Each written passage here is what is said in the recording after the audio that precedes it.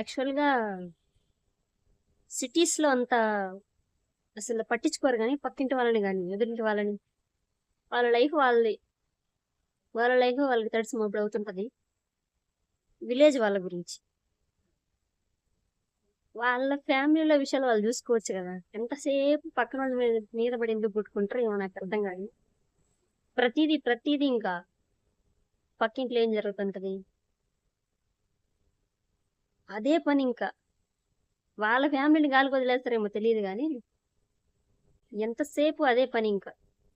జాబొచ్చినా, చదివేటప్పుడు ఎప్పుడు చదువయిపోద్ది, ఎప్పుడు జాబని. జాబ్ జేసేటప్పుడు ఎప్పుడు పెళ్లి. పెళ్లయ్యాక ఎప్పుడు పిల్లలు. ఇంకది ఆగదనమాట క్వెషన్. ఇప్పుడు ప్రాబ్లమ్ ఏంటంటే, మ్యారేజ్ చేసుకొచ్చిన వాళ్ళు అబ్బాయి గాని, అమ్మాయి గాని ఓకే. వాళ్ళ ఫ్యామిలీ వాళ్ళు చూస్తుంటారు. మ్యాచెస్ లవ్ మ్యారేజ్ చేసుకున్న వాళ్ళు చేసుకుంటుంటారు. ఇదంతా ఓకే. బట్ ఏదైనా గాని అది వాళ్ళ ఫ్యామిలీకి రిలేటెడ్ కదా! పక్కింటి వాళ్ళకి, ఊర్లో వాళ్ళకేం పని? జనరల్‌గా అడిగితే ఓకే. పదే పదే అడిగి ఉచుతా ఉంటారనమాట. ఇంకా చూడలేదా? ఇంకా మ్యారేజ్ జేయలేదా అని. సరే చేసుకునే పిల్ల ఇంట్రెస్ట్, చేసుకునేవాడి ఇంట్రెస్ట్, చేసేవాళ్ళు ఫ్యామిలీ ఇంట్రెస్ట్. నీకేంటి నొప్పి? జస్ట్ అడుగుతున్నా. క్యాజువల్‌గా అడగడం వేరు. అది అందరూ అడుగుతారు. బట్ పదే పదే అడిగి ఇబ్బంది పెట్టి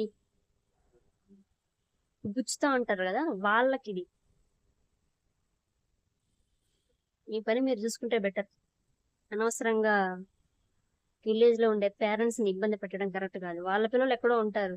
చదువుకుంటూనో, జాబ్ జేసుకుంటూనో. ఇది కరెక్ట్ కాదు కదా! Think once.